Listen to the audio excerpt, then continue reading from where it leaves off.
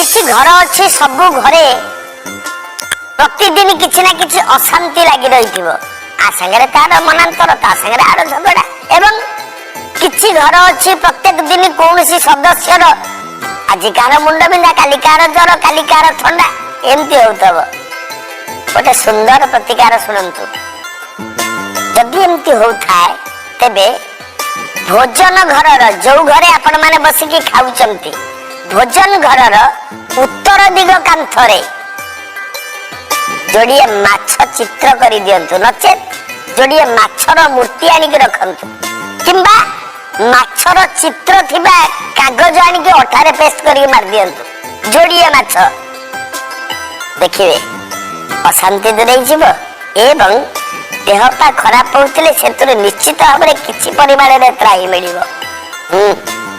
कले आपणकर मंगल आपण परिवार मंगल घरे शांति श्रृंखला रहा करंतु ना निश्चित मंगल हम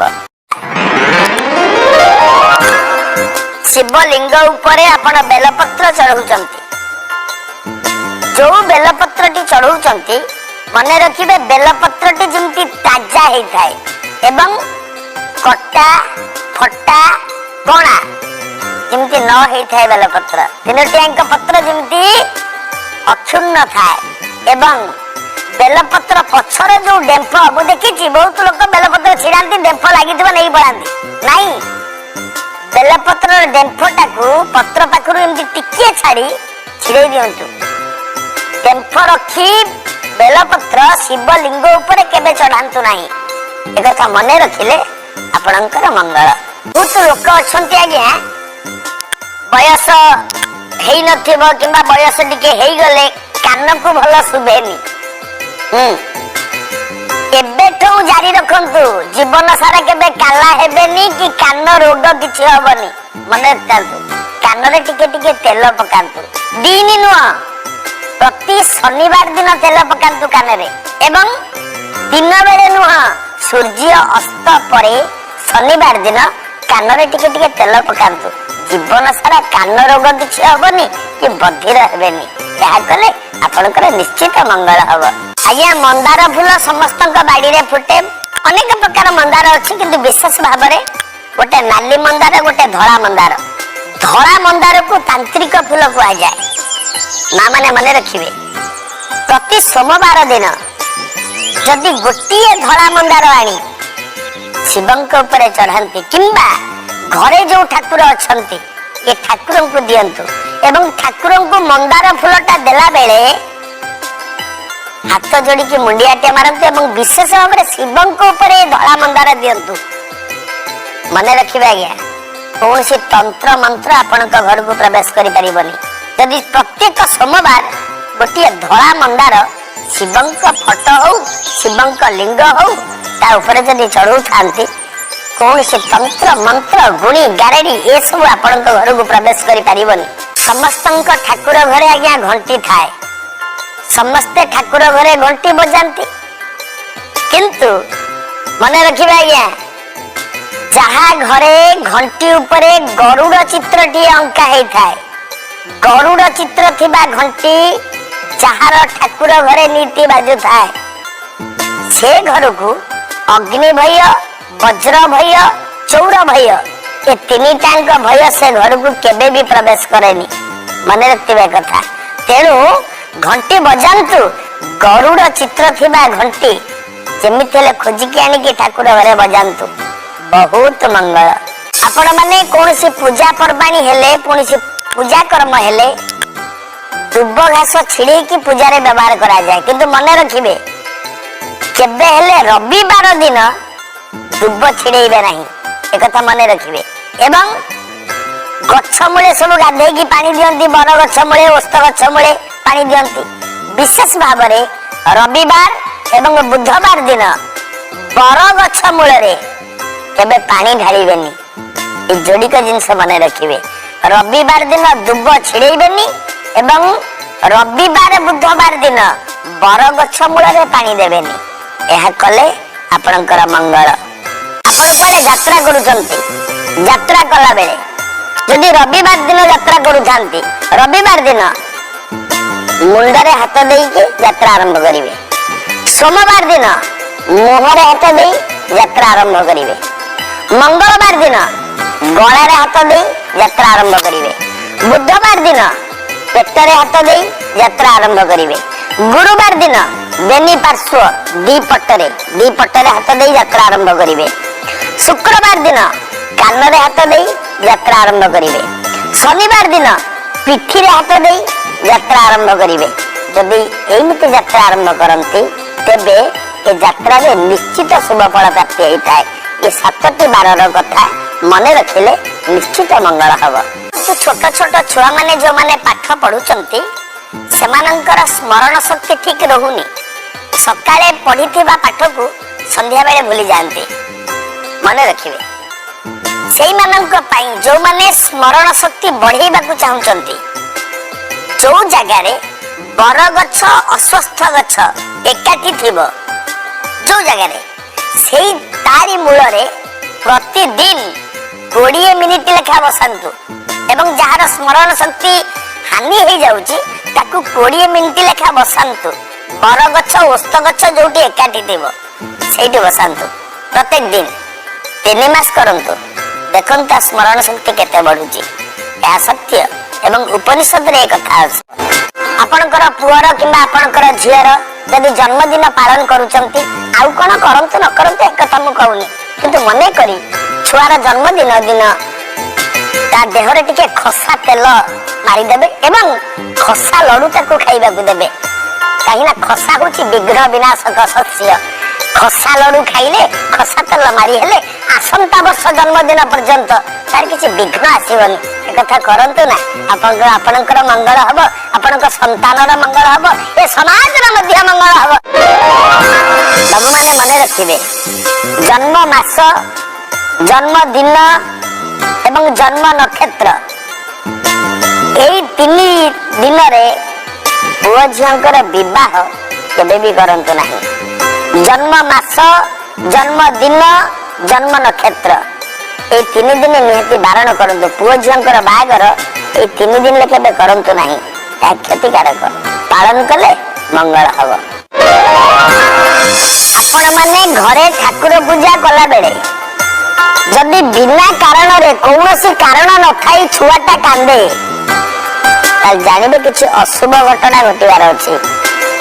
आ प्रतिकार निमंते तुरंत घर टिके टिपरे हळदी गुंड आनी ठाकुर घर कांथरे टिके लगाई दियंतु अशुभ दशा दूरे जीव। पुरुष माने पूजा कला बेले केबे दुर्गांक मूर्ति रे किंबा दुर्गांक फोटो रे सिंदूर लगेबेनी। आउ नारी माने पूजा कला बेले हनुमानंक फोटो रे किंबा हनुमानंक मूर्ति रे एबे सिंदूर पिंधेबेनी। किंतु ब्राह्मण माने तो पुरुष ना से माने जतले पूजा करिवे से माने लगेले मंत्र पुत करी लगेले रे दोषा भाव थाए। दर्शक बंधु मने रखंतु राति रे डेरी रे सोइबा द्वारा एवं निद पूरा न हेबा द्वारा बाल शीघ्र पाची जिबार संभावना थाए। तापरे दर्शक बंधु मने रखंतु राति रे असमय रे सोइबा द्वारा नख दुर्बल होई भांगी जिबार संभावना देखा देई थाए। तापरे दर्शक बंधु मने रखंतु एवं एहा प्राय समस्तंकु जଣା थाए जे डेरी रे सोइबा द्वारा निद जदि पूरा न हुए तेबे आखि तल खोला पड़ी जाए। तापरे दर्शक बंधु जदि डेरी रे सोउथांती एवं निद जदि कम हेउथाए तेबे मुहरे व्रण देखा देबार संभावना रही थाए। तापरे दर्शक बंधु मने रखंतु जदि डेरी रे सोइबार अभ्यास होई जाए एवं निद पूरा न हुए तेबे मुंडरू बाल झड़ीबा देखा देई थाए। तापरे दर्शक बंधु शरीर दुर्बल लागुतिले ताहा डेरी रे सोइबा एवं निद ठीक भाबे न हेबा द्वारा एहा होई पारे। तापरे दर्शक बंधु डेरी रे सोइबा एवं ठीक भाबे निद न हेबा द्वारा विभिन्न मानसिक समस्या देखा देई थाए। तापरे दर्शक बंधु मने रखंतु राति रे अधिक समय अनिद्रा हेले खाद्य हजम समस्या ଏବଂ ଝାଡ଼ା ସଫା ନ ହେବା ସମସ୍ୟା ଦେଖା ଦେଇଥାଏ। ତାପରେ ଦର୍ଶକ ବନ୍ଧୁ ଅନିଦ୍ରା ହେବା ଏବଂ ଡେରିରେ ଉଠିବା ଦ୍ୱାରା ଦିନ ତମାମ ଅଳସୁଆ ଲାଗିଥାଏ ଏବଂ ମନ ଭାରି ଲାଗିଥାଏ। ତାପରେ ଦର୍ଶକ ବନ୍ଧୁ ମନେ ରଖନ୍ତୁ, ରାତିରେ ଡେରିରେ ଶୋଇବା କିମ୍ବା ଅନିଦ୍ରା ହେବା ଦ୍ୱାରା ସ୍ମରଣ ଶକ୍ତି କମ୍ ହୋଇଥାଏ ଏବଂ ସହଜରେ କୌଣସି କଥା ମନେ ପଡ଼ିନଥାଏ। ତାପରେ ଦର୍ଶକ ବନ୍ଧୁ ମନେ ରଖନ୍ତୁ, ଦିନରେ ଶୋଇବା ଦ୍ୱାରା ବାତ, ପିତ୍ତ ଏବଂ କଫ ଅସନ୍ତୁଳନ ଦେଖା ଦେଇଥାଏ, ଯାହା ଶରୀର ପାଇଁ କ୍ଷତିକାରକ ହୋଇଥାଏ। ତାପରେ ଦର୍ଶକ ବନ୍ଧୁ ମନେ ରଖନ୍ତୁ, ରାତିରେ ପର୍ଯ୍ୟାପ୍ତ ମାତ୍ରାରେ ଶୋଇବା ଦ୍ୱାରା ଶକ୍ତି, କାନ୍ତି ଏବଂ ପୁଷ୍ଟି ବୃଦ୍ଧି ହୋଇଥାଏ। ତା ସହିତ ଆଲସ୍ୟ ଦୂର ହୋଇଥାଏ। ତାପରେ ଦର୍ଶକ ବନ୍ଧୁ ରାତିରେ ଅନିଦ୍ରା ହୋଇ କାର୍ଯ୍ୟ କରିବା ଦ୍ୱାରା ଏବଂ ପର୍ଯ୍ୟାପ୍ତ ନିଦ୍ରା ନ ଗଲେ ପେଟରେ ଅଳସର ରୋଗ ଦେଖା ଦେଇଥାଏ। ତାପରେ ଦର୍ଶକ ବନ୍ଧୁ ରାତିରେ ଉଜାଗର ରହିଲେ ସ୍ୱଭାବରେ ଚିଡ଼ିଚିଡ଼ି ଲାଗିବା, ଦେହ ହାତ ବିନ୍ଧା ହେବା ଏବଂ ଭୋକ ନ ଲାଗିବା ଆଦି ସମସ୍ୟା ଦେଖା ଦେଇଥାଏ। ତାପରେ ଦର୍ଶକ ବନ୍ଧୁ ମନେ ରଖନ୍ତୁ, ଯେଉଁ ଲୋକମାନେ ରାତି 9ରୁ 10ଟା ଭିତରେ ଶୋଉଥାନ୍ତି ଏବଂ ରାତି 3ରୁ 4ଟା ଭିତରେ ଉଠିଥାନ୍ତି, ସେମାନଙ୍କର ସର୍ବାଙ୍ଗୀନ ବିକାଶ ହୋଇଥାଏ। ତାପରେ ଦର୍ଶକ ବନ୍ଧୁ ଯେଉଁ ଲୋକମାନେ ସକାଳେ ସୂର୍ଯ୍ୟ ଉଦୟ ପରେ ଉଠିଥାନ୍ତି, ସେମାନେ ଯେତେ କ୍ଷମତାଶାଳୀ ହେଲେ ମଧ୍ୟ ଲକ୍ଷ୍ମୀ କୃପା ପ୍ରାପ୍ତ କରିନଥାନ୍ତି। ତାପରେ ଦର୍ଶକ ବନ୍ଧୁ ରାତ୍ରିର ପ୍ରଥମ ପ୍ରହରରେ ପୂର୍ବ କିମ୍ବା ଦକ୍ଷିଣକୁ ମୁଣ୍ଡ କରି ଶୋଇବା ଉଚିତ। ଏହା ସ୍ୱାସ୍ଥ୍ୟ ପାଇଁ ହିତକର ହୋଇଥାଏ। ତାପରେ ଦର୍ଶକ ବନ୍ଧୁ ଶୋଇବାର 2 ଘଣ୍ଟା ପୂର୍ବରୁ ଖାଦ୍ୟ ଖାଇବା ଉଚିତ ଏବଂ ଶୋଇଲା ବେଳେ ଶବାସନରେ ଶୋଇବା ମଙ୍ଗଳକାରୀ ହୋଇଥାଏ। ତାପରେ ଦର୍ଶକ ବନ୍ଧୁ ଶୋଇବା ପୂର୍ବରୁ 10 ମିନିଟ ଧ୍ୟାନ କରି ଶୋଇବା ଉଚିତ ଏବଂ ଯଦି ଯୋଗନିଦ୍ରାରେ ଶୋଇପାରିଲେ ତାହା ମଙ୍ଗଳ ହୋଇଥାଏ। ତାପରେ ଦର୍ଶକ ବନ୍ଧୁ ମନେ ରଖନ୍ତୁ, ସୂର୍ଯ୍ୟ ଉଦୟର 1.5 ଘଣ୍ଟା ପୂର୍ବରୁ ବ୍ରାହ୍ମ ମୁହୂର୍ତ୍ତରେ ନିଦରୁ ଉଠିବା ଉଚିତ। ଏହା କଲ୍ୟାଣକାରୀ ହୋଇଥାଏ। ତାପରେ ଦର୍ଶକ ବନ୍ଧୁ ସୂର୍ଯ୍ୟ ଉଦୟ ପରେ ଶୋଇ ରହିଲେ ଦିବା ସ୍ୱପ୍ନ ଆସିଥାଏ, ଯାହା ଫଳରେ ମନର ଦୃଢ଼ତା ନଷ୍ଟ ହୋଇଥାଏ। ତାପରେ ଦର୍ଶକ ବନ୍ଧୁ ନିଶା ସେବନ କରିବା କିମ୍ବା ତାମସିକ ଆହାର ଦ୍ୱାରା ନିଦ୍ରା ପ୍ରଭାବିତ ହୋଇଥାଏ, ଯାହା ଶାସ୍ତ୍ର ବିରୁଦ୍ଧ ହୋଇଥାଏ। ତାପରେ ଦର୍ଶକ ବନ୍ଧୁ ବ୍ରାହ୍ମ ମୁହୂର୍ତ୍ତରେ ଉଠି ଚିନ୍ତା କରାଯାଇଥିବା ପ୍ରତ୍ୟେକ କାର୍ଯ୍ୟ ସଫଳ ହୋଇଥାଏ। ତାପରେ ଦର୍ଶକ ବନ୍ଧୁ ରବିବାର ଦିନ ମଥାରେ ଲାଲ ଚନ୍ଦନ କିମ୍ବା ହରିଚନ୍ଦନ ତିଲକ ଲଗାଇବା ଦ୍ୱାରା ଶୁଭ ଏବଂ ମଙ୍ଗଳକାରୀ ହୋଇଥାଏ।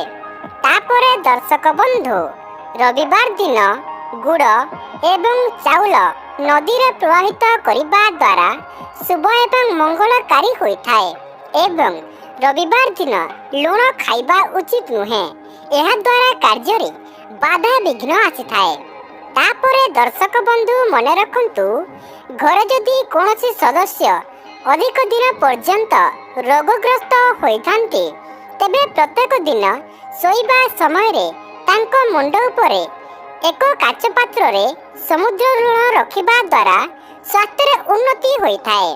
ତାପରେ ଦର୍ଶକ ବନ୍ଧୁ ରୋଗଗ୍ରସ୍ତ ରହୁଥିବା ଲୋକଙ୍କ ଉପରେ କିଛି ଦିନ ରୁଟିକୁ 7 ଥର ବୁଲାଇ କଳା କୁକୁରାକୁ ଖାଇବା ପାଇଁ ଦେବା ଦ୍ୱାରା ମଙ୍ଗଳକାରୀ ହୋଇଥାଏ ଏବଂ ସ୍ୱାସ୍ଥ୍ୟରେ ଉନ୍ନତି ହୋଇଥାଏ।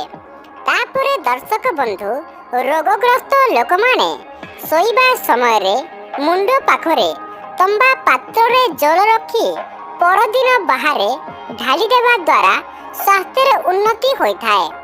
ତାପରେ ଦର୍ଶକ ବନ୍ଧୁ ମନ ଯଦି ଅଶାନ୍ତ ରହୁଥାଏ କିମ୍ବା ଚିନ୍ତାଗ୍ରସ୍ତ ରହୁଥାନ୍ତି, ତେବେ ପାଣିରେ ଲୁଣ ମିଶାଇ ସ୍ନାନ କରିବା ଦ୍ୱାରା ଚିନ୍ତା ଦୂର ହୋଇଥାଏ ଏବଂ ଶାନ୍ତି ଅନୁଭୂତି ହୋଇଥାଏ।